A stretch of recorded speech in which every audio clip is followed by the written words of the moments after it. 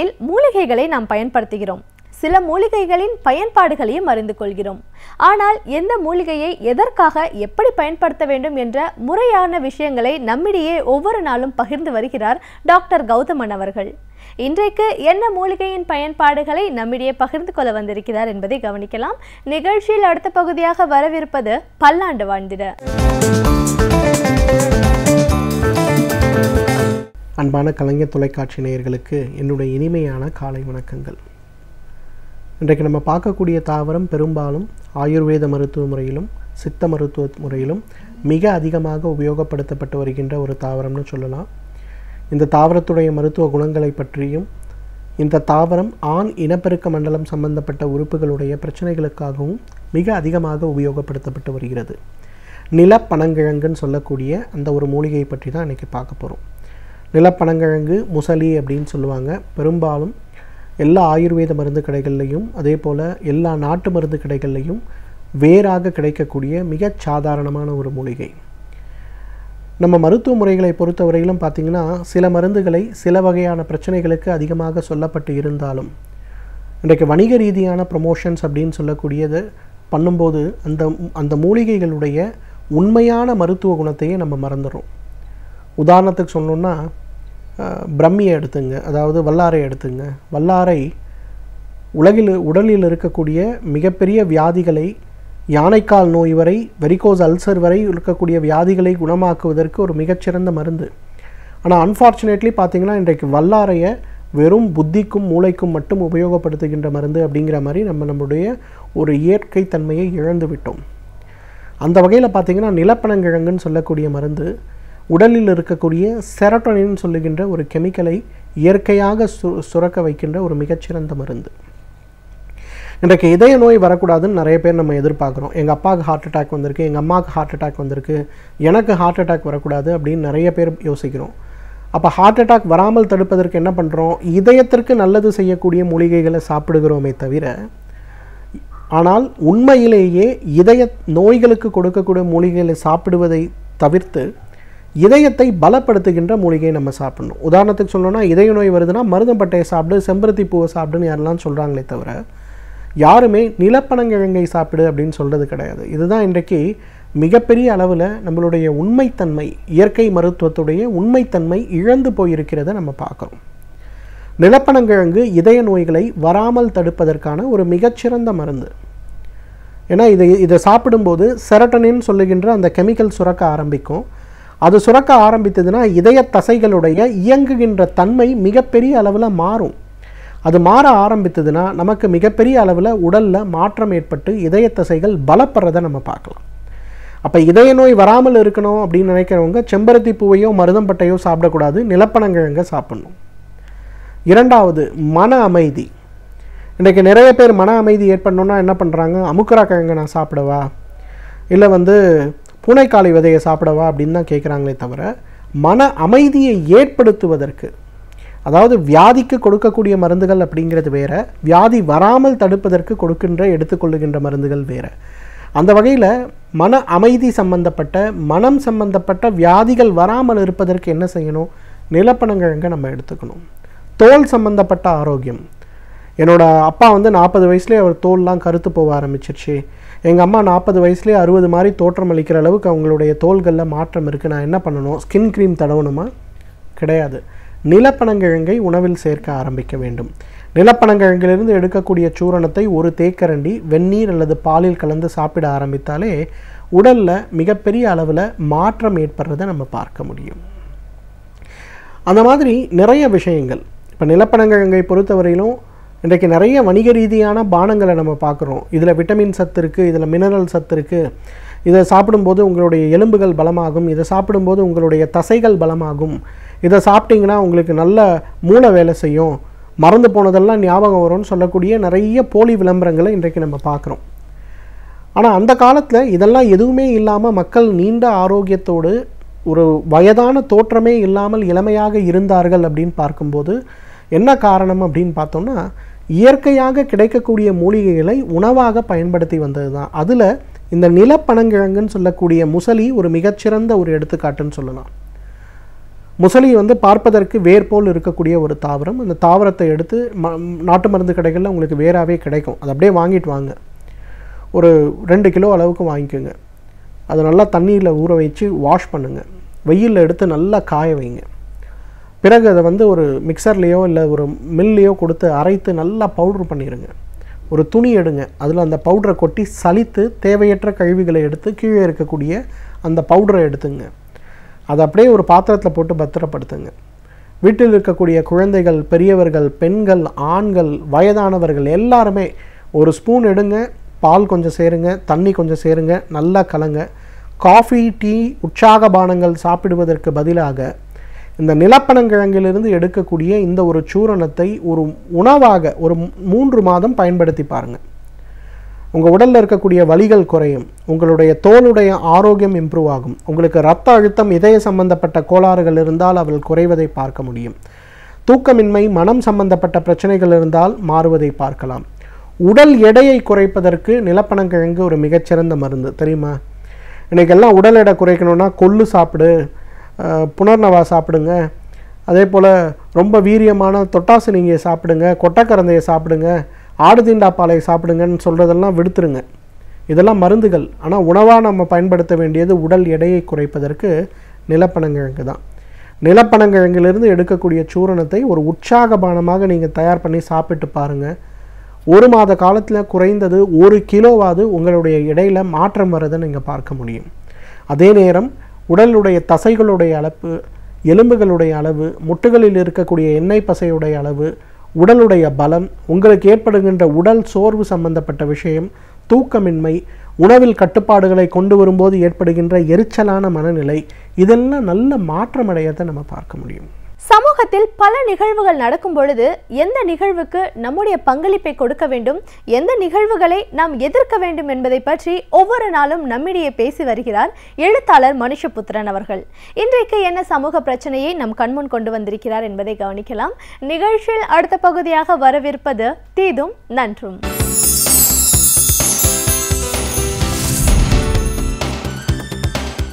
வணக்கம் நண்பர்களே. இன்னும் ஒரு இனிய காலை பொழுதில் தீதும் நன்றும் நிகழ்ச்சியில் உங்களை சந்திப்பதில் மிக்க மகிழ்ச்சி அடைகிறேன். பொதுவாக மனிதர்கள் புகைப்படம் எடுத்துக்கொள்வது தொடர்பான பல விஷயங்களை நாம் இந்த நிகழ்ச்சியில் பேசியிருக்கிறோம். முக்கியமாக மொபைல் கேமராக்கள் வந்த பிறகு மனிதர்களுடைய புகைப்படம் சார்ந்த விருப்பங்கள் எத்தகைய ஒரு சிக்கலான ஒன்றாக மாறிக்கொண்டிருக்கிறது என்பதை பற்றியும் கூட நாம் பேசியிருக்கிறோம். ஆனால் இந்த பிரச்சனையினுடைய ஒவ்வொரு புது புது பரிமாணங்களும் ஒவ்வொரு நாளும் வந்த வண்ணம் இருக்கின்றன. குறிப்பாக இந்த செல்ஃபி எடுத்துக்கொள்வது தொடர்பாக அதில் இருக்கக்கூடிய சிக்கல்களை பற்றியெல்லாம் கூட நாம் பேச வேண்டியிருக்கிறது. சமீபத்தில் பாந்தப்பூர் வனப்பகுதியில் ஒரு சம்பவம் நடந்தது. ஒரு யானை சாலையை கடக்கிற போது, அந்த வனப்பாதையை கடக்கிற போது, அதற்கு சற்று முன்னால் இருந்து ஒருவர் அந்த யானையோடு சேர்த்து தன்னை செல்ஃபி எடுக்க முயற்சித்த போது அந்த யானை அவரை மிதித்து கொன்று விட்டது. இந்த செய்தி நமக்கு அதிர்ச்சியூட்டக்கூடியதாக இருக்கலாம். ஆனால் வனப்பகுதிகளில் இந்த செல்ஃபி எடுக்கக்கூடிய, அதுவும் வனவிலங்குகளோடு சேர்ந்து செல்ஃபி எடுக்கக்கூடிய இந்த பழக்கம் என்பது மிக பெரிய அளவிற்கு அதிகரித்திருக்கிறது என்பதை தொடர்ந்து அதனால் ஏற்படக்கூடிய மரணங்கள் அல்லது தாக்குதல்கள் என்பது நமக்கு வெளிப்படையாக காட்டுகின்றன. முக்கியமாக மனிதர்களுடைய இந்த விபரீத ஆசை என்பது பல தளங்களில் பல விபரீதமான சம்பவங்களுக்கு இட்டு சென்றிருக்கிறது. ஒருவர் ஒரு மாடியினுடைய உயரமான மாடிகளிலிருந்து அல்லது பாலங்களினுடைய விளிம்புகளிலிருந்து புகைப்படம் எடுத்து செல்ஃபி எடுக்க முயற்சித்தவர்கள் அவர்கள் கால் தவறி விழுந்து இறக்கிற சம்பவங்கள். ஒரு இளைஞர் ஒரு ரயில் வந்து கொண்டிருந்த போது அந்த ரயிலுக்கு முன்னால் இருந்து புகைப்படம் எடுக்க முயற்சி செய்து அதற்கு பிறகு இந்த ரயில் மோதி அவர் இறந்து போன செய்திகள் இதெல்லாம் கூட வருகின்றன. அதாவது ஓடுகிற பேருந்தில் இருந்து கொண்டு அல்லது ரயில் இருந்து கொண்டு படிக்கட்டில் இருந்தபடி செல்ஃபி எடுப்பது, நீர்வீழ்ச்சிகளினுடைய விளிம்பில் இருந்து செல்ஃபி எடுப்பது, இப்படியாக அபாயகரமான இடங்களில் மிக கவனக்குறைவாக மனிதர்கள் இந்த செல்ஃபி எடுக்கிற முகத்தினால் தங்கள் உயிரையே இழக்கக்கூடிய ஒரு அபாயம் தொடர்ந்து இருந்து கொண்டிருக்கிறது. இதில் மிக முக்கியமாக நாம் கவனிக்க வேண்டிய ஒரு விஷயம் என்னவென்று சொன்னால், உலகத்தில் இந்த செல்ஃபி எடுக்கிற போது ஏற்படுகிற மரணங்களில் ஒட்டுமொத்தமாக உலகத்திலேயே ஏற்படக்கூடிய மரணங்களில் பாதிக்கும் மேற்பட்ட மரணங்கள் இந்தியாவில் தான் நடக்கின்றன என்று அந்த ஒரு புள்ளி விவரம் கூறுகிறது.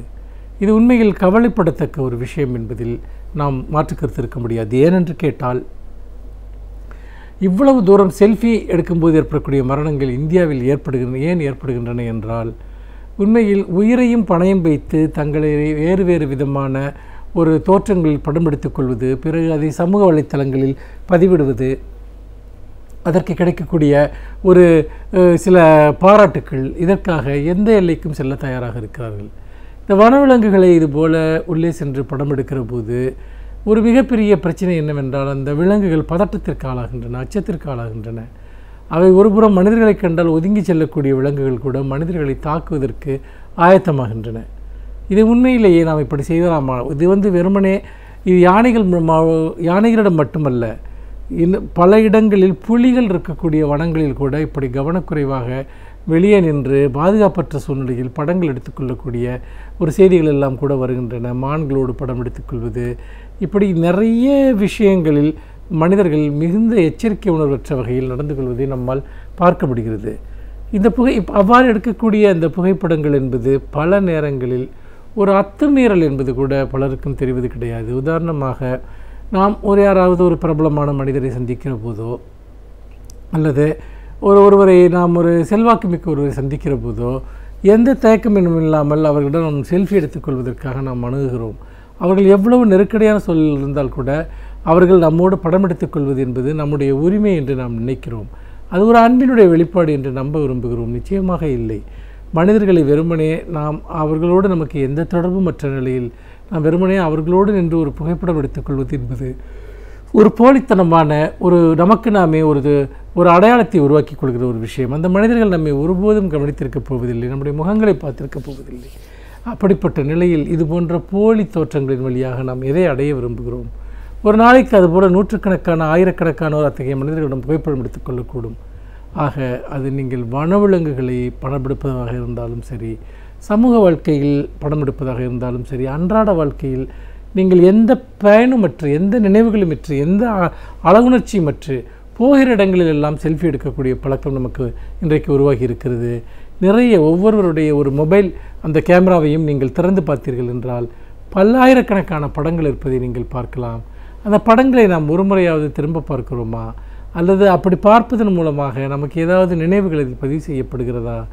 நிறைய நேரங்களில் அவை வெறுமனே நம்முடைய வெறுமையை மறைப்பதற்காக செய்யப்படுகிற ஒரு முயற்சியாகத்தான் அவை இருக்கின்றன என்பதை நம்மால் பார்க்க முடிகிறது.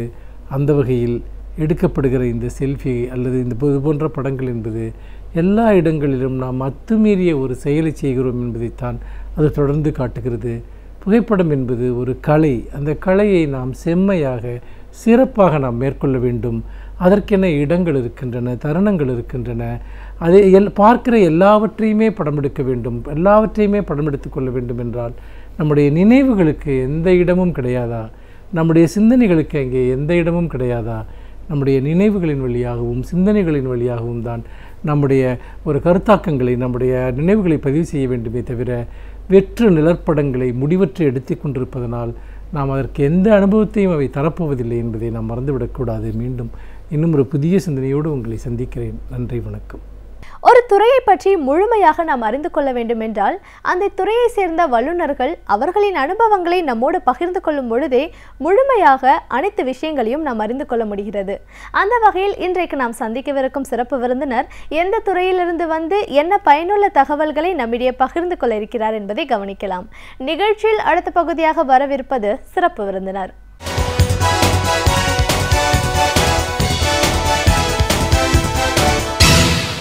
வணக்கம் நேயர்களே, விடியலேவா நிகழ்ச்சியின் சிறப்பு விருந்தினருக்கான நேரம் இது. இன்றைய சிறப்பு விருந்தினர் கல்வியாளர் பேராசிரியர் டாக்டர் எம் சண்முகம். ஒரு கல்வியாளரா, ஒரு பேராசிரியரா 30 ஆண்டுகளை கடந்து வந்த இவருடைய பார்வை, இவருடைய பயணம், இன்றைக்கு இருக்கிற அரசியல் சூழல், இதற்கான மாற்றம், இப்படி நிறைய விஷயங்களை நாம் அவர்கிட்ட கேட்டு தெரிஞ்சுக்கலாம். வணக்கம் சார். வணக்கம். ஒரு கல்வியாளரா முதல்ல எங்கள் நிகழ்ச்சிக்கு உங்களை வரவேற்கிறோம் சார். நீங்கள் வந்து 30 ஆண்டு கால பயணம் ஒரு சென்னை பல்கலைக்கழகத்தில் பேராசிரியர் வந்து ஓய்வு பெற்றிருக்கீங்க. இதுக்கு முன்னாடி தமிழ் பல்கலைக்கழகத்திலையும் உங்களோட பணிகள் இருந்திருக்கு. அப்படின்னும் போது இந்த 30 ஆண்டுகளை கடந்து வந்த இந்த பயணத்தில் பலதரப்பட்ட மக்கள், பலதரப்பட்ட அரசியல் சூழல்கள் இதையெல்லாம் பார்த்துருப்பீங்க. நீங்கள் படித்த காலத்திலும் சரி, இன்றைக்கு இருக்கிற சூழல் சார்ந்து ஒரு மூத்த ஆய்வாளரா, பேராசிரியரா இன்னைக்கு நம்மளுக்கு என்ன தேவை இருக்கு? ஒரு மாநிலம் அப்படின்னு நம்ம பார்க்கும்போது, ஒரு நாடு அப்படின்னு பார்க்கும்போது அதில் இருக்கிற ஒரு ஆட்சி முறை எப்படி இருக்கு, எப்படிப்பட்ட ஒரு ஆட்சி முறை இருந்தா, மாற்றம் இருந்தா ஒரு நல்ல வளமான நாடா அமையும் இப்படின்னு நிறைய கேள்விகள் இருக்கு சார் உங்கள்கிட்ட. இதெல்லாம் நம்ம பேசும்போது நம்ம சுதந்திரம் அடைந்ததுக்கு அப்புறமா ஒரு டெமோக்ராட்டிக் கண்ட்ரியில் ஆட்சி முறை அப்படின்னு வரும்போது கூட்டாட்சி முறைன்னு சொல்றோம். இன்னைக்கு வந்து மாநிலத்தில் சுயாட்சி தேவை அப்படின்ற ஒரு குரல் ஓங்கி இருக்கிறதையும் பார்க்குறோம். இந்த ஃபெடரேஷன் அப்படின்னு பேசும்போது இது சார்ந்த விஷயங்களை தான் இன்னைக்கு நம்ம முழுமையாக பேசணும். முதல்ல இந்த கூட்டாட்சி முறை அப்படிங்கிறது என்ன, ஃபெடரேஷன் அப்படின்னாலே என்ன சார்? இந்த கூட்டாட்சி முறை ஃபெடரலிசம் என்பது இது வந்து மனித வரலாற்றிலே ஏற்பட்ட ஒரு பெரிய முதிர்ச்சி. ஜனநாயகம் என்பதே, மக்களாட்சி என்பதே ஒரு முதிர்ச்சி தான். முடியாட்சியிலே கூட உங்களுக்கு விரிவுபடுத்தப்பட்ட அதிகாரம் உண்டு. அங்கங்கே குறுநில மன்னர்களை வைத்துக்கொண்டு நடத்தி கொண்டிருந்திருப்பார்கள். அவர்களுடைய நோக்கம் வந்து தன்னுடைய நாட்டை ஒன்றாக வைத்திருக்க வேண்டும். அதற்கு யாராருக்கு எவ்வளவு நாம் ஒரு பகிர்வு செய்தால், அரசியல் பகிர்வு செய்தால் நம் நாட்டை பாதுகாக்க முடியும், அதுதான் அவர்களுடைய கோணமாக இருந்தது. ஆனால் மக்களாட்சி வளர்ந்ததே வந்து யூரோப்பியன் கண்ட்ரீஸில் தான் வளருது. மக்கள் வந்து இந்த முடியாட்சி, அரசர்கள் இவர்களுடைய கொடுமைகளெல்லாம் தாங்காமல் ஒன்று ஒன்றா வளர்ச்சி அடைந்து புதுமையான கண்ணோட்டங்கள் வந்ததுனால ஜனநாயகமே மக்களுடைய ஒரு நாகரிக வளர்ச்சியினுடைய ஒரு அங்கம். இந்த ஜனநாயகம் ஒரு சிறு நாட்டில் இருக்கும் பொழுது அவ்வளவு பிரச்சனைகள் இல்லை. ஒரு பெரிய நாடு, பல கலாச்சாரங்கள், பரந்த நாடாக இருக்கும்போது இது வெறும் ஜனநாயகம் மட்டுமே, மக்களாட்சி மட்டுமே போதுமானதாக இல்லை. இந்த நாட்டை காத்து கொள்வதற்கு, ஒன்றுபட்டு வைத்துக் கொள்வதற்கு, அதனுடைய டெரிட்டரியை காப்பாற்றுவதற்கு அது போதுமானது அல்ல. மக்களுடைய தேவையும் செய்ய வேண்டியிருக்கிறது. அப்பொழுது வெறும் டீசென்ட்ரலைசேஷன் சொல்லுங்கள், பவர் கொடுக்கறதுனாலேயே அது கூட்டாட்சி இல்லை. கூட்டாட்சிங்கிறது அதிகார வர்க்கம் என்பது அதனுடைய சட்டம் இயற்றுவதிலிருந்து அதை செயல்படுத்துவது வரையிலையும் எல்லாம் இருப்பது தான். வெறும் அதிகார பயிர்வு எல்லாமே கூட்டாட்சி இல்லை. அதனால் ஒரு பெரிய நாடு, பலதரப்பட்ட மக்கள், பலதரப்பட்ட கலாச்சாரம், பலதரப்பட்ட மொழிகள் உள்ள நாடுகளில் ஒரே ஒரு சிந்தனை மூலம் ஒரு நாட்டை காப்பாற்றவே முடியாது. சொல்லப்போனால் பல நாடுகள், உதாரணத்துக்கு அமெரிக்கா தான் இன்றைக்கி ஒரு பெரிய விழிப்புணர்வான நாடாக இருக்கிறது. ஜனநாயகத்தில் பல நீண்ட பரப்புள்ளது. பல கலாச்சாரங்கள் கூட அங்கேயும் இருக்கின்றன. ஏன்னா எல்லாருமே வந்து இமிக்ரெண்ட்ஸ் தான், வந்து சேர்ந்தவர்கள் தான். எல்லாம் பல நாடுகளிலிருந்து சேர்ந்து ஒரு நாடை உருவாக்கி இருக்கிறார்கள். அப்போ அவர்களுக்கான அதிகார பரவல் வந்து எப்படி இருக்க வேண்டும் என்றால் தன்னாட்சியுடன் கூடிய அதிகார பரவல்.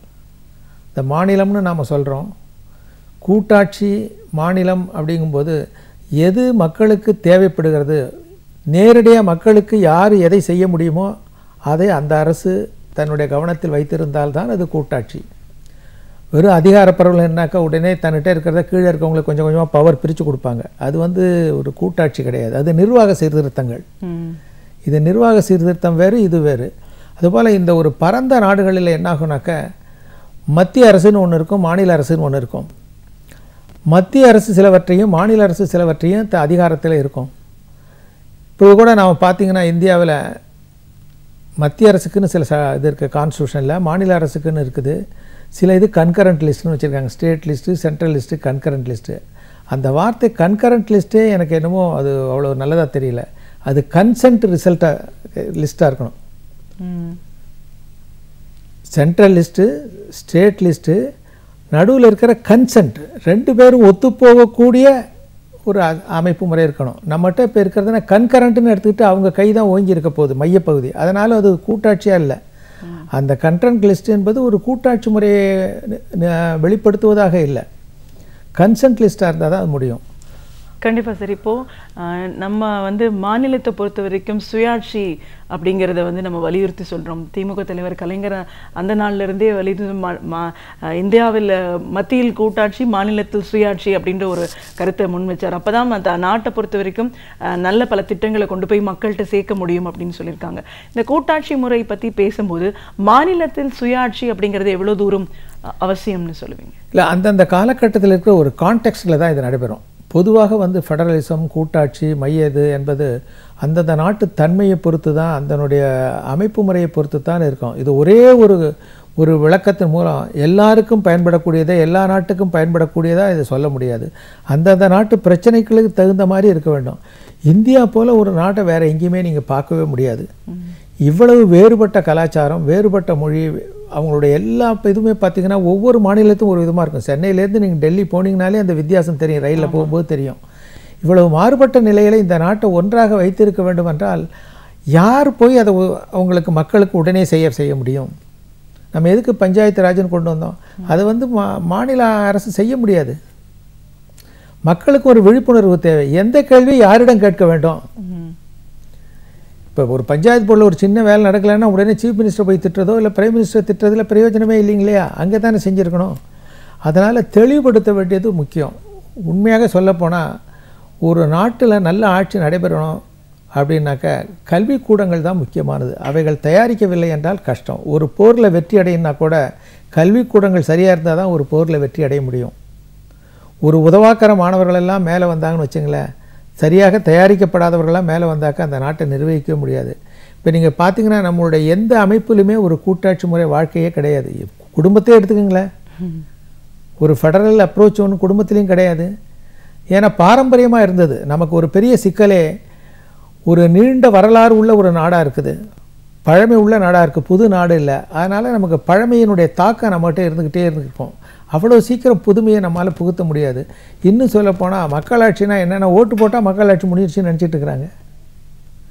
நமக்கு எவ்வளோ, நாம் ஓட்டு போட்டவனுக்கு எவ்வளோ அதிகாரம் இருக்குது நம்ம மேலே அப்படின்னு யாருக்காவது யோசித்து பார்க்கவே இல்லை. நாம் ஏன் இவ்வளோ கஷ்டப்படுறோம், நமக்கு ஏன் இதெல்லாம் தெரியல அப்படின்னு பார்க்க முடியல. உதாரண கல்விக்கூடங்களுக்கு நம்ம கொடுத்துருக்குறோமா?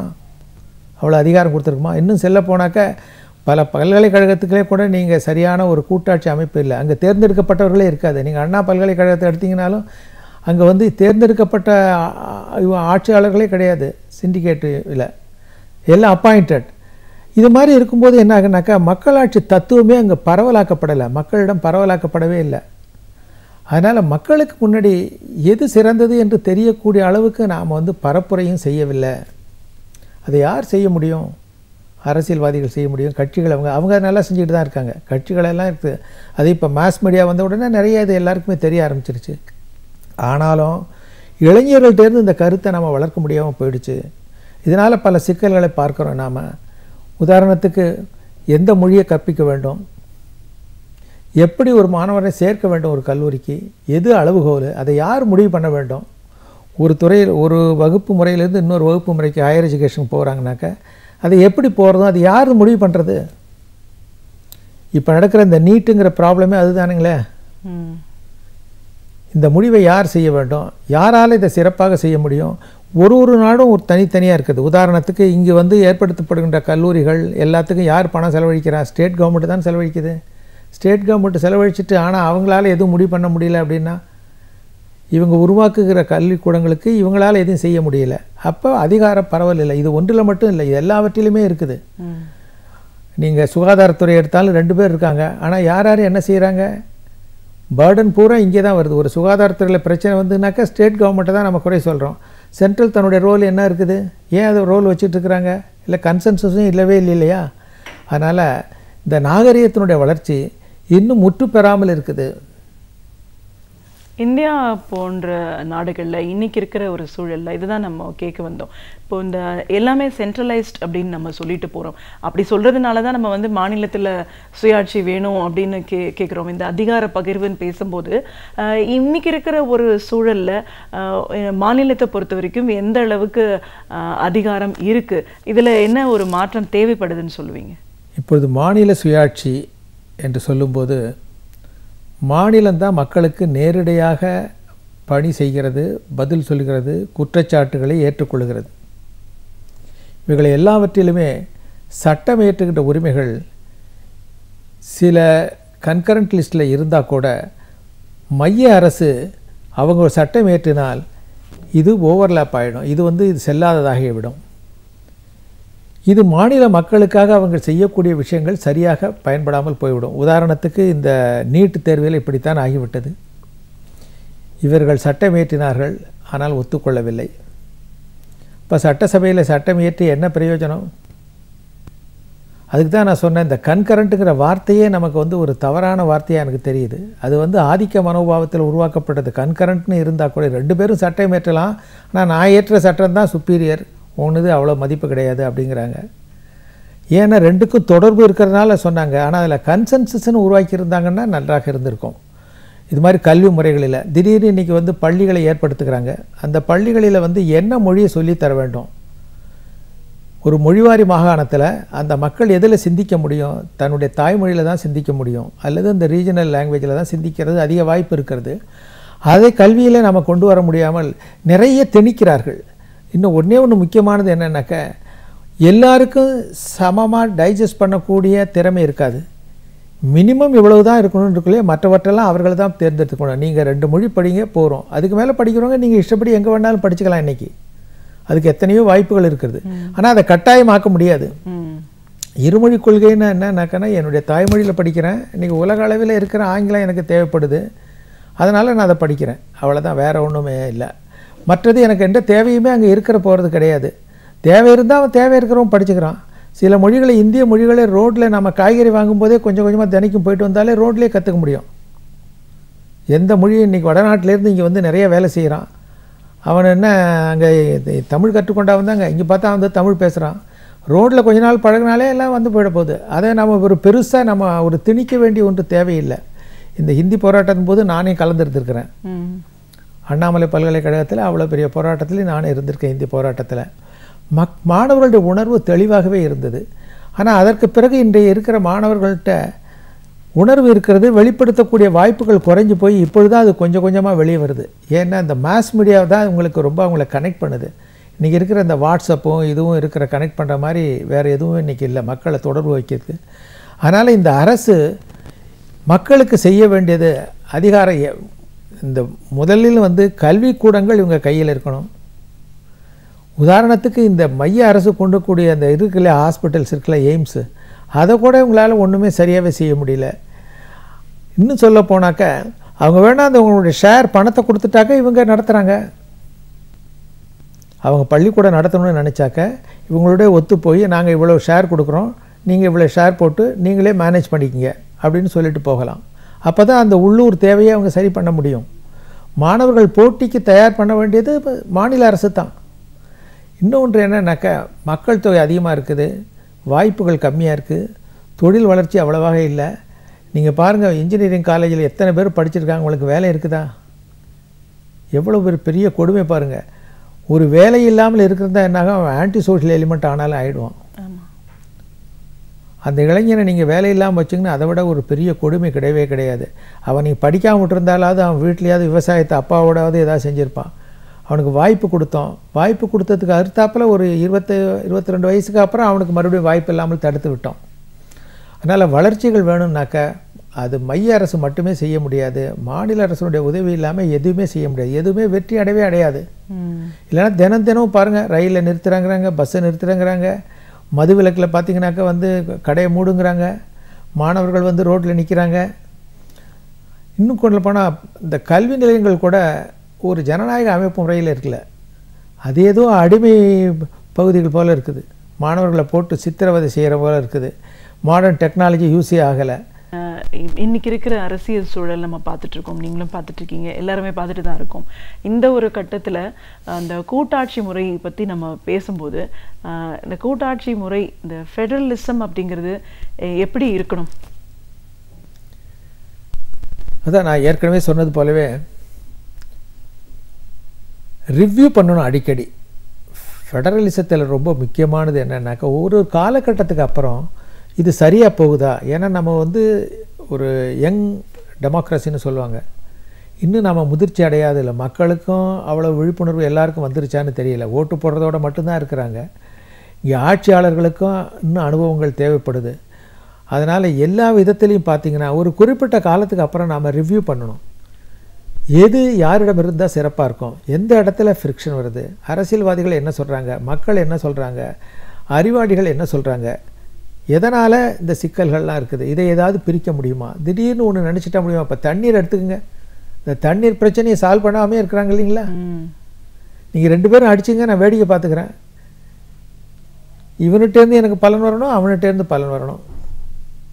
இது மாதிரி ஒரு மோசமான நிலைமை உலகத்தில் வேறு எங்கேயுமே பார்க்க முடியாது இல்லைங்களா.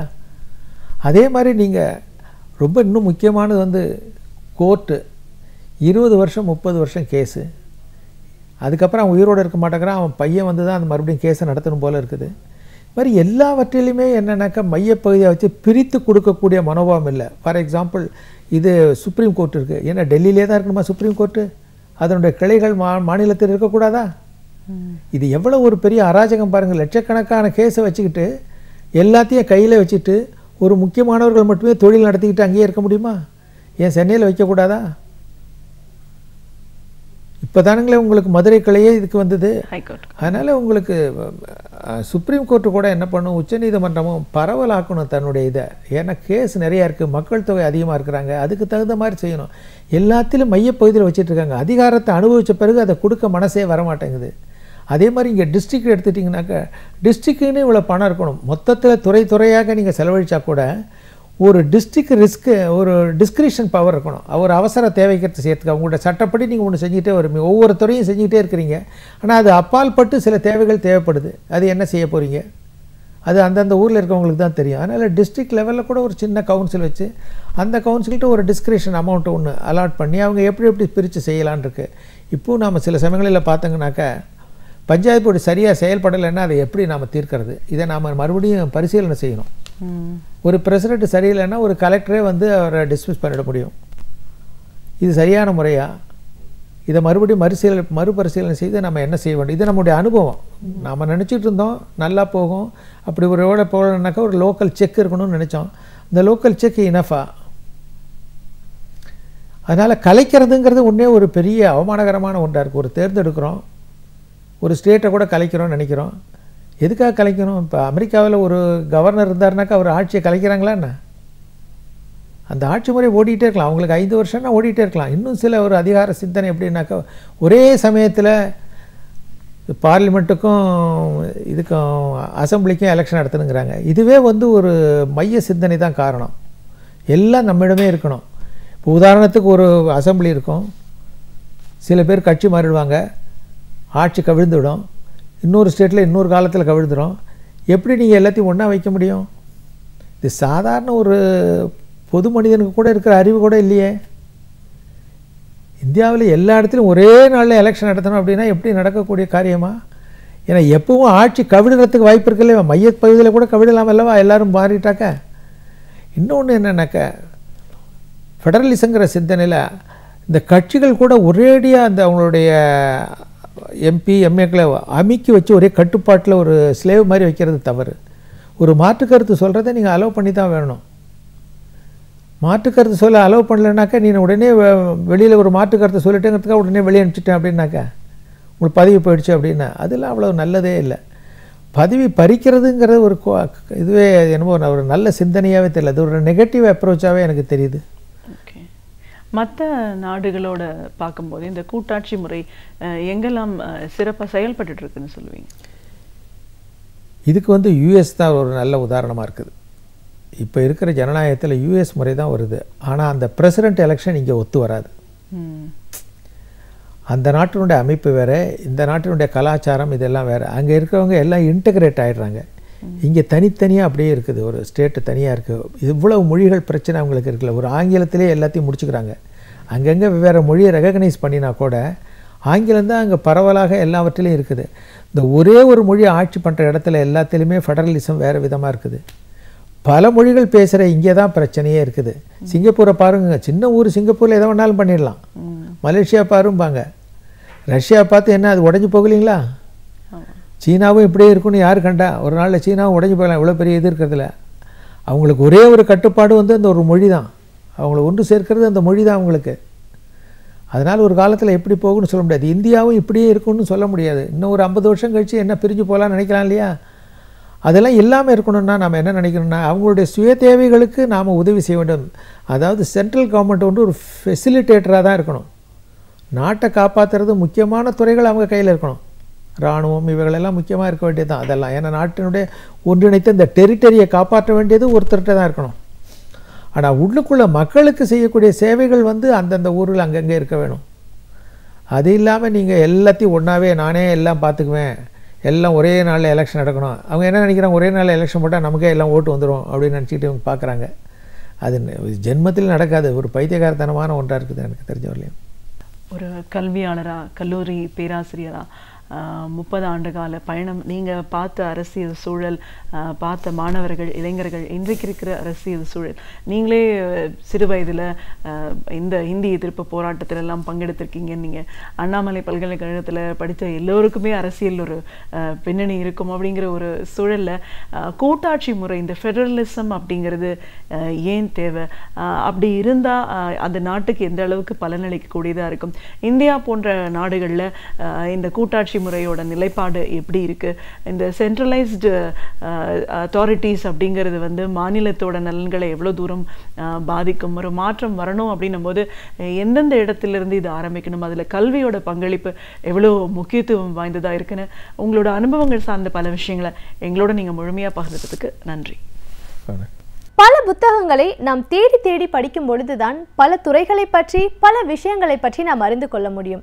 ஆனால் பேராசிரியர் சுபவீர பாண்டியன் அவர்கள் நாம் படித்து அறிந்து கொள்ள வேண்டிய பல புத்தகங்களிலிருந்து நமக்கு தேவையான பல தகவல்களை ஒவ்வொரு நாளுமே இனிமையாக வழங்கி கொண்டிருக்கிறார். அந்த வகையில் இன்றைக்கு நமக்காக என்ன தகவல்களை கொண்டு வந்திருக்கிறார் என்பதை கவனிக்கலாம். நிகழ்ச்சியில் அடுத்த பகுதியாக வரவிருப்பது ஒன்றே சொல் நன்றே சொல்.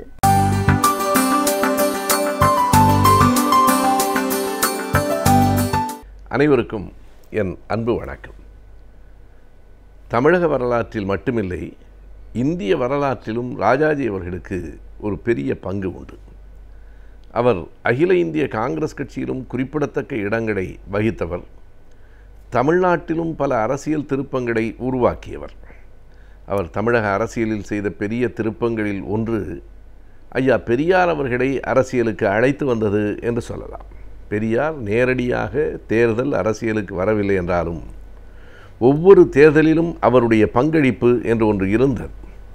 எனவே ராஜாஜி தான் பெரியார் அவர்களை காங்கிரஸ் கட்சிக்குள் 1919 அழைத்து வந்தார் என்பதை நாம் அறிவோம்.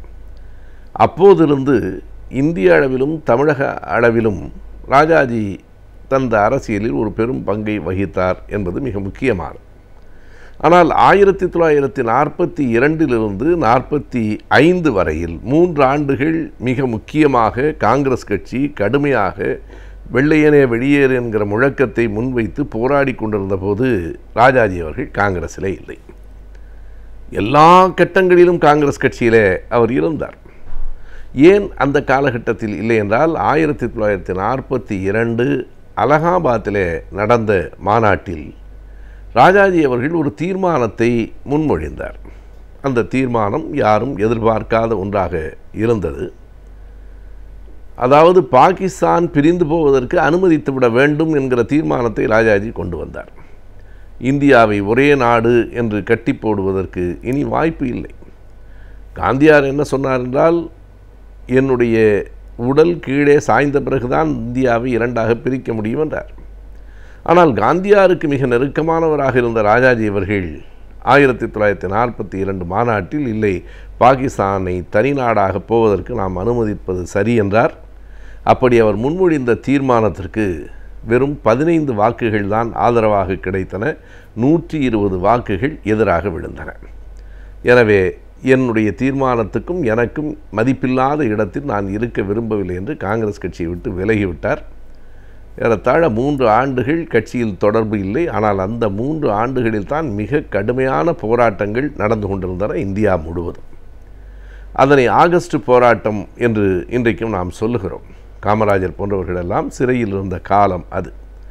பிறகு ஏறத்தாழ ஒவ்வொருவராக விடுவிக்கப்பட்டு இந்தியாவிற்கு விடுதலை வரப்போகிற சூழலில் மறுபடியும் 45 ராஜாஜி அவர்கள் காங்கிரஸுக்குள் வந்தார். அதுவும் கூட எப்படி வந்தார் என்றால், திருச்செங்கோட்டில் காலியாக இருந்த ஒரு உறுப்பினர் பதவிக்கு போட்டியிட்டு தான் வருவதாக அறிவித்து அவர் உறுப்பினர் என்று அகில இந்திய காங்கிரஸ் கட்சி சொல்லிற்று. அப்போது தமிழ்நாட்டின் காங்கிரஸ் கட்சி தலைவராக இருந்த காமராஜர் அவர்கள் அதனை கடுமையாக எதிர்த்தார். நான் தான் மாநில தலைவர், எனக்கு தெரியாமல் நீங்கள் எப்படி அவரை உறுப்பினராக சேர்க்க முடியும்? காங்கிரஸ் கட்சி கடுமையான போராட்டங்களில் அடிபட்டு உதைபட்டு சிறையில் இருந்த காலங்களிலெல்லாம் வெளியில் இருந்தவர் இப்போது எப்படி திடீரென்று உறுப்பினர் ஆவார்? அதை எப்படி நீங்கள் அனுமதிப்பீர்கள் என்று கேட்டு திருப்பரங்குன்றத்திலே ஒரு பெரிய மாநாடு கூட்டி அவர் காங்கிரஸ் கட்சிக்குள் உறுப்பினரானது செல்லாது என்று திருப்பரங்குன்ற மாநாட்டில் தீர்மானித்தார்கள். ஆனால் அகில இந்திய காங்கிரஸ் கட்சி திருப்பரங்குன்ற மாநாட்டு தீர்மானத்தையே ஏற்கவில்லை, ராஜாஜி உறுப்பினர் என்று அறிவித்து விட்டது. இதனை அறிஞர் அண்ணா அவர்கள் அன்றைக்கு ஒரு தலையங்கமாக எழுதியிருந்தார். அந்த தலையங்கத்திற்கு அவர் கொடுத்த தலைப்பு இன்று வரையில் பேசப்படுகிற தலைப்பு என்று சொல்ல வேண்டும். கோடு உயர்ந்தது, குன்றம் தாழ்ந்தது என்று எழுதினார். இதில் என்ன ஒரு சொல் நயம் என்றால், கோடு என்றாலும் மலைதான், குன்றம் என்றாலும் மலைதான். ஆனால் திருச்செங்கோடு உயர்ந்தது, திருப்பரங்குன்றம் தாழ்ந்தது. திருச்செங்கோட்டில் பிறந்த ராஜாஜி அவர்கள், திருச்செங்கோட்டின் தொகுதியில் உறுப்பினரான ராஜாஜி அவர்கள் காங்கிரஸ் கட்சிக்குள் வந்துவிட்டார். திருப்பரங்குன்றத்தில் மாநாடு போட்டு தீர்மானம் நிறைவேற்றிய காமராஜரும் தமிழ்நாடு காங்கிரசும் தோற்று போய்விட்டன என்கிற பொருளில் அண்ணா அவர்கள் அன்றைக்கு எழுதினார். இதில் இன்னும் பல செய்திகளை நாம் பார்க்க வேண்டும். 37லிருந்து 39 வரைக்கும் தமிழ்நாட்டினுடைய பிரீமியர், அன்றைக்கு முதலமைச்சர் என்பதை அப்படி சொல்லால் அழைத்தார்கள், இருந்தபோது ராஜாஜி அவர்கள் கொண்டு வந்த 2 தீர்மானங்களும் பெரிய விவாதங்களுக்கு உள்ளாயின. ஒன்றை நாம் வெகுவாக அறிவோம். பள்ளிக்கூடங்களில் இந்தி கட்டாய பாடம் என்று அவர் தீர்மானம் கொண்டு வந்தபோது அதற்கு கடுமையான எதிர்ப்பு வந்தது, போராட்டங்கள் நடைபெற்றன, ஆயிரக்கணக்கானவர்கள் சிறை சென்றார்கள். அந்த வரலாற்றை நாம் அறிவோம். அதே காலகட்டத்தில் இன்னொரு அரசு ஆணையை ராஜாஜி அவர்கள் வெளியிட்டார். அந்த அறிக்கை வேறொன்றுமில்லை, கம்மாளர் என்று சொல்லப்படுகிற சமூகத்தினர், இன்றைக்கு விஸ்வகர்மா என்று தங்களை அவர்கள் அழைத்து கொள்கின்றனர், அந்த சமூகத்தினர் விஸ்வகர்ம பிராமணர் என்று அவர்கள் சொல்லுவார்கள். பூணூல் அணிகிறவர்கள். அவர்கள் பிராமணர்களை வைத்து தங்கள் திருமணத்தை நடத்துவதில்லை என்பார்கள். எனவே பார்ப்பனர் இல்லாமல் திருமணம் நடத்துகிற, அவர்களுக்கு இணையாக தங்களை சொல்லுகிற அந்த சமூகத்தை சார்ந்த மக்கள் தங்கள் பெயருக்கு பின்னால் ஆச்சாரிகள் என்று போட்டுக்கொள்வார்கள். இதற்காக ஒரு ஆணையையே ராஜாஜி அவர்கள் அன்றைக்கு வெளியிட்டார். பார்ப்பனர்கள் மட்டும்தான் ஆச்சாரி என்று போட்டுக்கொள்ள வேண்டும், கம்மாளர் சமூகத்தை சார்ந்தவர்கள் ஆசாரி என்று தான் போட வேண்டுமே தவிர ஆச்சாரி என்று போடக்கூடாது என்று ஒரு ஆணையை ராஜாஜி அவர்கள் வெளியிட்டார். 2க்கும் பெரிய எதிர்ப்புகள் இருந்தன. இப்படி பல்வேறு விதமான எதிர்ப்புகளிலே தான் ராஜாஜி அவர்கள் அரசியலில் வளர்ந்தார். பிறகு நாம் இன்னொன்றையும் கவனிக்க வேண்டும். 45 உள்ளே வந்த ராஜாஜி அவர்கள் மறுபடியும் 57 வெளியேறிவிட்டார்.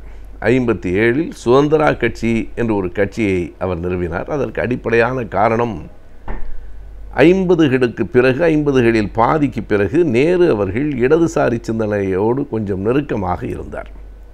காங்கிரஸ் கட்சியினுடைய தொடக்க காலத்தில் கம்யூனிஸ்ட் கட்சியினர் மிக கடுமையாக ஒடுக்கப்பட்டார்கள். அது 1950லிருந்து 52 வரை. பிறகு கொஞ்சம் நெருக்கமாக ஆனார்கள். ஆவடி தீர்மானத்தை எல்லாம் நாம் அறிவோம்.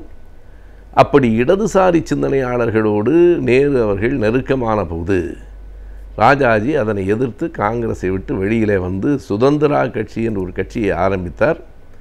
அந்த கட்சிக்கு இந்தியா முழுவதும் இருக்கிற செல்வந்தர்களிடம் ஒரு பெரிய வரவேற்பு இருந்தது. ஏறத்தாழ ஒரு 7-8 ஆண்டுகளுக்கு சுதந்திரா கட்சி இந்தியா முழுவதுமே செல்வாக்கு பெற்ற கட்சியாக இருந்தது. தமிழ்நாட்டில் குறிப்பிடத்தக்க இடங்களை வெற்றி பெறுகிற அளவுக்கு செல்வாக்குடைய கட்சியாக இருந்தது. பிறகு அது சற்று மங்கி போய்விட்டது.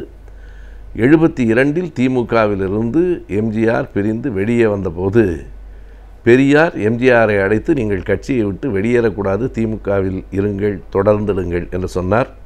ராஜாஜி எம்ஜிஆரை பிரிந்து வந்ததை ஆதரித்தார். எனவே பெரியாரும் ராஜாஜியும் தன்னுடைய இறுதி காலங்களில் கூட முற்றிலுமாக தங்கள் கொள்கைகளில் முரண்பட்டு நின்றார்கள். எப்படி இருந்தாலும் ராஜாஜியை விட்டுவிட்டு தமிழக வரலாற்றையோ இந்திய வரலாற்றையோ நாம் எழுதிவிட முடியாது. பல பேர் இணையதளத்தை பயனுள்ள வகையில் பயன்படுத்த ஆரம்பித்து விட்டார்கள். அந்த வகையில் இணையதளத்தை பயன்படுத்தி குறைந்த முதலீட்டில் அதிக லாபம் எப்படி பெறலாம் என்பதை பற்றி ஒவ்வொரு வாரமும் இந்த பகுதியின் மூலமாக நாம் அறிந்து வருகிறோம். இன்றைக்கும் சில தகவல்களை தெரிந்து கொள்ளலாம். நிகழ்ச்சியில் அடுத்த பகுதியாக வரவிருப்பது ஆலோசனை நேரத்தில் வணிகம்.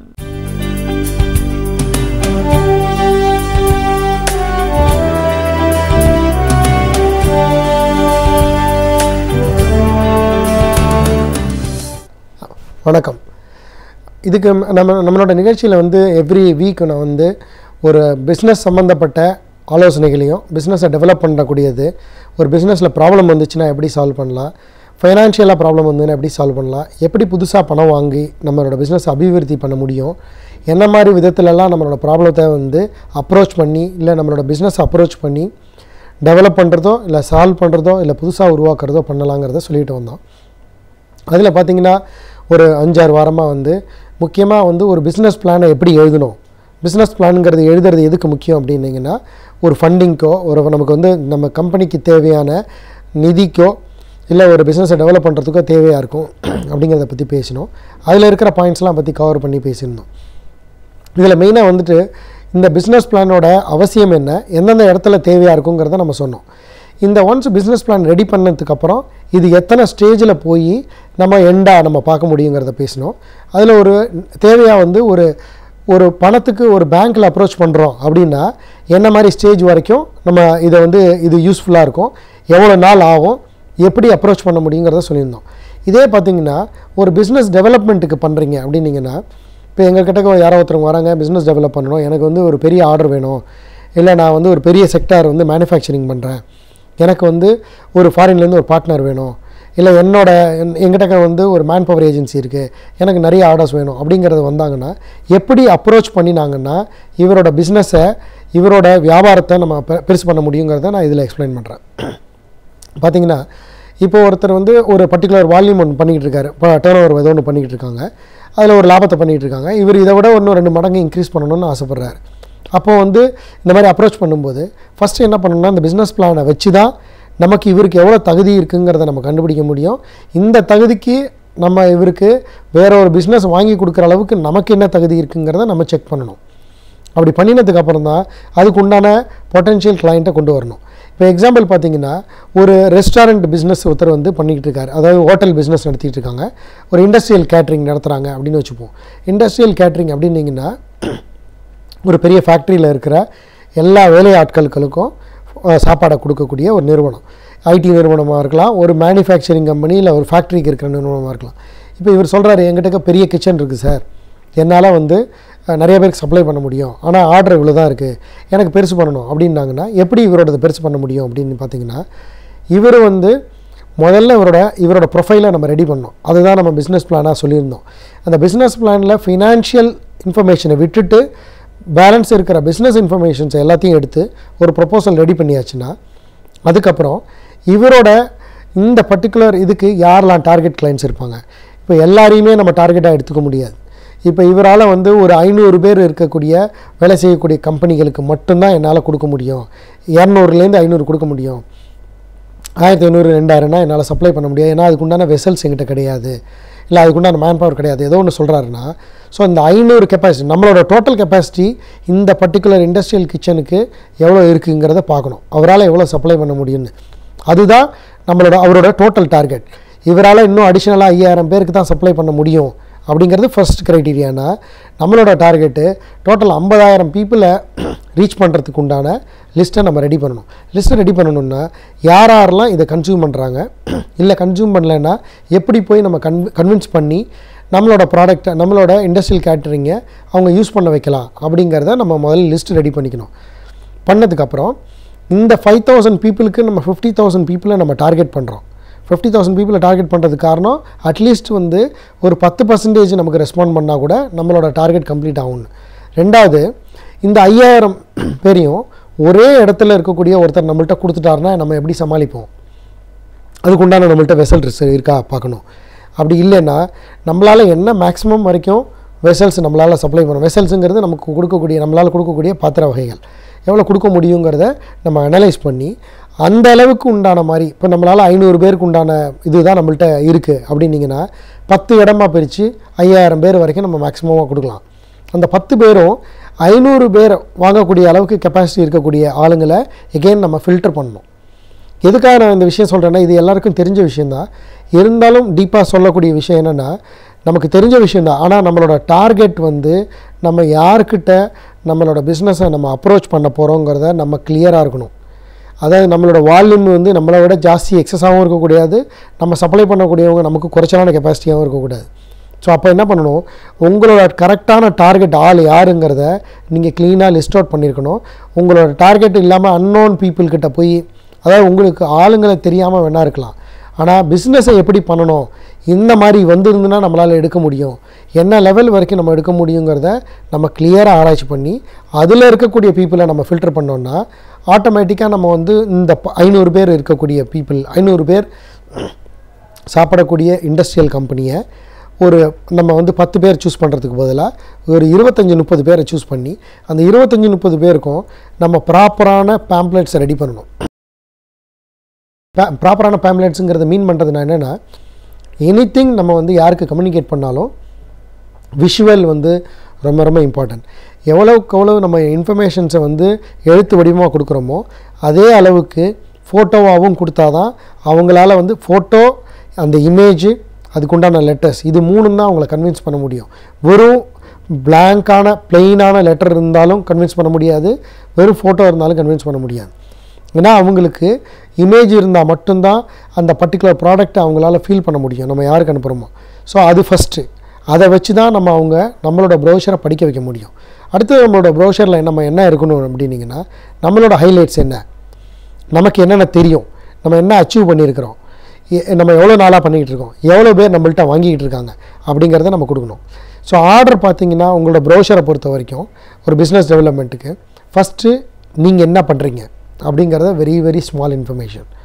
ரெண்டாவது, நீங்கள் யாருன்னா எவ்வளோ நாளாக நீங்கள் பண்ணிகிட்ருக்கீங்க, எவ்வளோ பேருக்கு பண்ணிகிட்ருக்கீங்க, உங்கள்கிட்ட இதை பண்ணக்கூடிய அளவுக்கு என்னென்ன செட்டப் இருக்குங்கிறத சொல்லணும். மூணாவது வந்து நம்மளோட க்ரெடென்ஷியல்ஸ் அண்ட் டெஸ்டிமோனியல்னு சொல்லுவோம். க்ரெடென்ஷியல்ஸ்னால் நம்மக்கிட்டேருந்து யாரெல்லாம் உங்கள்கிட்ட கரண்ட் கஸ்டமர்ஸ் இருக்காங்க அவங்களோட லிஸ்ட்டு, எவ்வளோ பேர் வாங்கிக்கிட்டு இருக்காங்க, முடிஞ்சதுன்னா அவங்களோட ஃபோட்டோ வித் அவங்கள்ட்டேருந்து கலெக்ட் பண்ணக்கூடிய ஒரு சில தேங்க்ஸ் மெசேஜ் இதில் கொண்டு வரணும். ஃபோர்த்து, நம்மளோட ஹைலைட்ஸுங்கிறது என்னென்னா நம்மளோட கோர் ஏரியா என்ன, நம்ம என்ன பண்ணிக்கிட்டு இருக்கோம், நம்ம யாருக்கு சர்வீஸ் பண்ணுறோம், வெஜ்ஜா இல்லை நான்வெஜ்ஜா அப்படிங்கிறத நம்ம கவர் பண்ணிக்கணும். கோர் ஏரியா முடித்ததுக்கப்புறம், அதாவது ஹைலைட்ஸ் முடித்ததுக்கப்புறம் நம்மளோட ப்ராடக்டை எக்ஸாக்டாக ஐட்டம் வைஸ் நம்ம லிஸ்ட் பண்ணணும். நம்ம இந்த பர்டிகுலர் விஷயத்தை நான் ஏன் இப்போ சொல்கிறேன்னா, ஒரு பிஸ்னஸ் முதல்ல வந்து ஒரு ஃபைனான்ஷியல் பிளானை பற்றி, பிஸ்னஸ் பிளானில் ஒரு ஃபைனான்ஷியலை பற்றி பேசியிருந்தோம். அதை வச்சு தான் நம்ம பேங்க்கையோ இல்லை ஃபைனான்ஷியரோ இல்லை இன்வெஸ்டரோ அப்ரோச் பண்ணோம். அதே மாதிரி ஒரு பிஸ்னஸ் டெவலப் பண்ணுறதுக்கு என்ன மாடல் வேணுங்கிறத நான் இப்போ எக்ஸ்பிளைன் பண்ணியிருக்கேன். ஸோ இதே மாதிரி ஒரு இஷ்யூ வந்துச்சுன்னா எப்படி அப்ரோச் பண்ணணும், ஒரு இன்வெஸ்ட்மெண்ட் வந்ததுன்னா எப்படி ப்ரிப்பேர் பண்ணணுங்கிறத மேலும் வர வாரங்களில் பார்க்கலாம். நன்றி, வணக்கம். நாம் கற்றுக்கொண்ட பல தகவல்களை மற்றவர்களோடு பகிர்ந்து கொள்ளும் பொழுதுதான் அவர்களுக்கு அவை பயனுள்ளதாக இருப்பதோடு நம்முடைய வாழ்க்கைக்கும் பயனுள்ளதாக அமைகிறது. அந்த வகையில் இன்றைக்கு டாக்டர் கார்த்திகேயன் அவர்கள் என்ன பயனுள்ள தகவல்களை நமக்காக கொண்டு வந்திருக்கிறார் என்பதை கவனிக்கலாம். நிகழ்ச்சியில் நிறைவு பகுதியாக வரவிருப்பது கற்றலும் கற்பித்தலும்.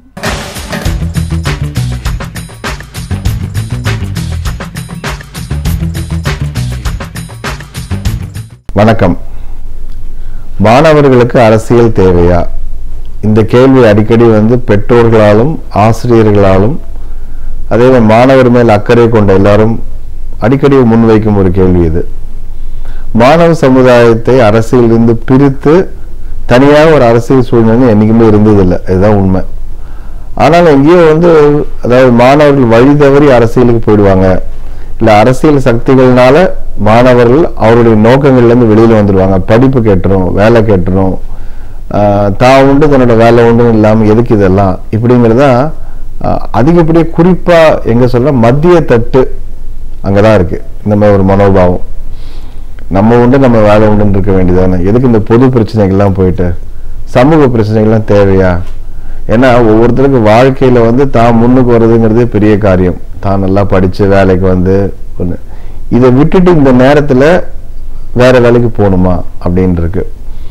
ஆனால் உள்ளூர் பக்கத்தில் பார்த்தீங்கன்னா எங்கெங்கெல்லாம் வந்து சமூகத்தில் ஒரு பெரும் நிகழ்வு, அரசியல் மட்டும் இல்லை, அது வந்து எதுவாக இருந்தாலும் அங்கே எல்லா இடத்துலையும் இளைஞர்களோட பங்கு இருந்திருக்கு. இளைஞர்களோட பங்கு இல்லாமல் எந்த சமூக நிகழ்வும் நடந்ததில்லை, சமூக மாற்றங்கள் நடந்ததே கிடையாது. இப்போ இந்தியாவினுடைய விடுதலைன்னு எடுத்துட்டிங்கன்னா அதில் வந்து எல்லாரும் இளைஞர்கள் முழுமையாக இருந்தாங்க. அவங்கெல்லாம் என்ன பண்ணாங்க, படிப்பை வேண்டான்னு விட்டு வெளியில் வந்தாங்க.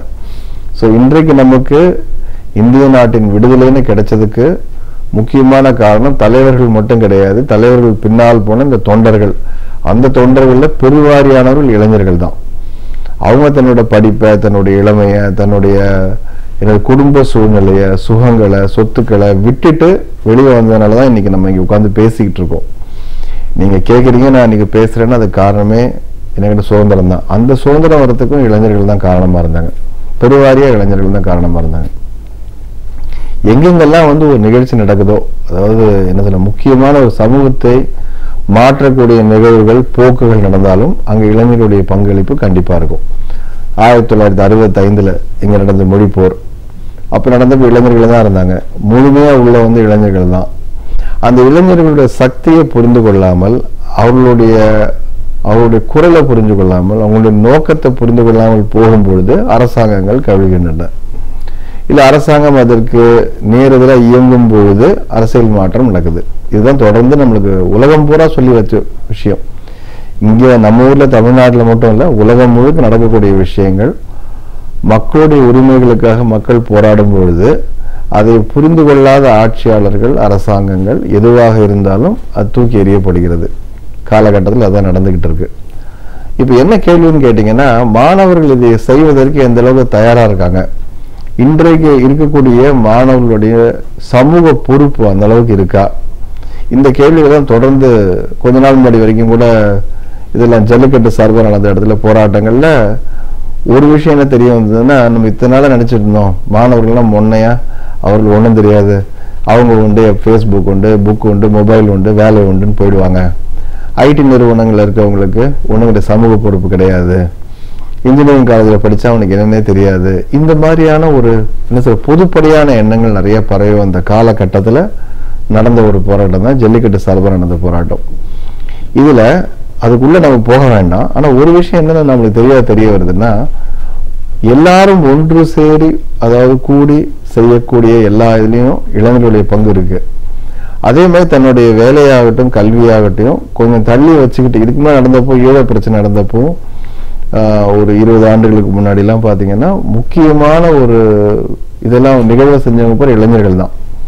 இளைஞர்கள் வெளியே வந்து சொன்னதுனால தான் அது எல்லாருக்கும் தெரியக்கூடிய பொது பிரச்சனையாக போச்சு. ஆனால் இங்கே என்ன சிக்கல் வந்திருக்குன்னு கேட்டிங்கன்னா, என்னை பொறுத்த வரைக்கும் இளைஞர்களுக்கு ஓரளவுக்காவது வரலாற்று பின்னணி தெரியணும். இன்றைக்கு அவர்களை சென்றடையக்கூடிய முக்கியமான ஒரு ஊடகம்னு என்னன்னு கேட்டிங்கன்னா, சமூக ஊடகம்னா இதுதான். அவங்களுக்கு எல்லாமே இதுவாக, அதாவது மின்னணு ஊடகங்கள் தான் இருக்குது. ஏன்னா புத்தகம் படிக்கின்ற பழக்கம் பெருவாரியாக குறைஞ்சிருக்கு. தவிர எல்லாருடைய கவன குவிப்புங்கிறதும் குறைஞ்சி போச்சு. ஒரு 600 பக்கத்து புக்கு முழுசாக படிக்கக்கூடிய அளவுக்கு இன்றைக்கி எத்தனை பேர் இருக்காங்கன்னு எனக்கு தெரியல. ஒன்று இவங்களுக்கு யார் இவங்களெல்லாம் வந்து சொல்கிறாங்க அப்படின்னு பார்த்தா, இவர்களுக்கு இருக்கக்கூடிய தலைவர்கள் அவருடைய தகுதிகள் நோக்கங்களையும் பார்க்கும் பொழுது என்னுடைய சந்தேகம் என்னன்னு கேட்டால், இவர்களுக்கு வரலாற்று பின்னணி தெரியுமா? அதாவது ஒரு கட்சி, ஒரு இயக்கம், இல்லாட்டி ஒரு தலைவர்னா கூட அவருடைய பின்னணி என்ன, அவருடைய சித்தாந்தங்கள் என்ன, அவங்க என்ன மாதிரி விஷயங்களை முன் வைக்கிறாங்க, ஆட்சிக்கு வந்தால் என்னென்னலாம் செய்வாங்க, இவங்க ஆட்சிக்கு வந்தால் இவங்க என்ன செய்வாங்க, இதனால யாருக்கு லாபம், யாருக்கு இது பாதிப்பாகும், இப்படிங்கிறத பற்றி ஒரு குறைந்தபட்ச அறிவு படித்த மக்கள்கிட்டே இல்லை. அதான் உண்மை.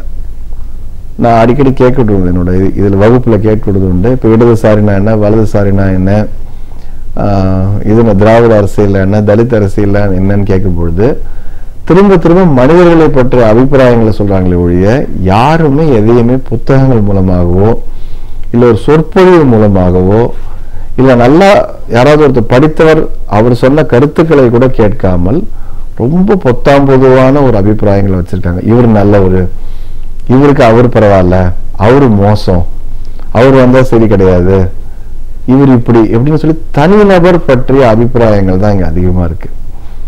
இன்னொருத்தர் ஒரு ஸ்டெப் மேல போய் சொல்லுவாங்க, அரசியல் கட்சிகளுக்கு சித்தாந்தமே கிடையாது, எல்லாத்தையுமே சாடுற மாதிரி ஒரு எண்ணத்துல அவங்களுக்கு தேவை என்னங்க, எல்லாமே இதுதான், அத்தனையுமே எனக்கு ஒரே குட்டையில உருண மட்டைகள். மிக மிக தவறான ஆபத்தான ஒரு எண்ணம் இது. கட்சிகளுக்கு சித்தாந்தங்கள் இருக்கு. ஒரு கட்சி தோன்றுவதற்கான ஒரு தேவை, சமூக தேவை ஒன்று இருக்கு. அந்த சமூக தேவையின் காரணமாக தான் அந்த கட்சி உள்ள வருது. அப்போ அதை நோக்கி தான் அங்கேருந்து எந்த அளவுக்கு அவங்க அதுல இருந்து இது இல்லாம அதாவது மீறாம பயணம் செஞ்சாங்கிறது வேற விஷயம். ஆனா இந்த ஒரு கட்சினா அதற்கான வெளி இது, அதற்கான நோக்கம் இது, அதற்கான மக்கள் இவர்கள் அவர்களுடைய அரசியல் முன் வைக்கிறாங்கன்னா அப்படிங்கிறது எல்லா கட்சிகளுக்கும் இருக்கு. நீங்க எந்த கட்சி வேணா எடுத்து பாருங்க, ஒவ்வொன்றுக்கும் ஒரு நோக்கம் இருக்கு. அது இல்லாமல் இருந்த எல்லா இதுவும் கட்சிகளும் காணாமல் போய்விட்டன. ஒரு கட்சி பல ஆண்டுகளா இருக்கு அப்படின்னா, பல ஆண்டுகளா இருக்குன்னா கண்டிப்பா அதற்கு ஒரு சித்தாந்தம் இருக்கு, ஒரு நோக்கம் இருக்கு, அதுக்குன்னு தலைமை இருக்கு, அதுக்குன்னு செயல்பாடுகள் இருக்கு. இதுதான் முதல்ல அடிப்படையான விஷயம். என்னன்னா, கட்சி சார்பு இல்லாம கட்சிகள் சொல்லக்கூடிய, அரசியல் சொல்லக்கூடிய, சமூக இயக்கங்கள் சொல்லக்கூடிய செய்திகள் என்ன, சித்தாந்தங்கள் என்ன, இதை பற்றி ஒரு ஓரளவுக்கான புரிதல் ரொம்ப அவசியம் நினைக்கிறேன். அதற்கான சூழல் இருக்கா, அதற்கான சிக்கல்கள் என்ன, ஏன் அதை அறிந்து கொள்ளணும் என்பதை பற்றி தொடர்ந்து பேசுவோம்.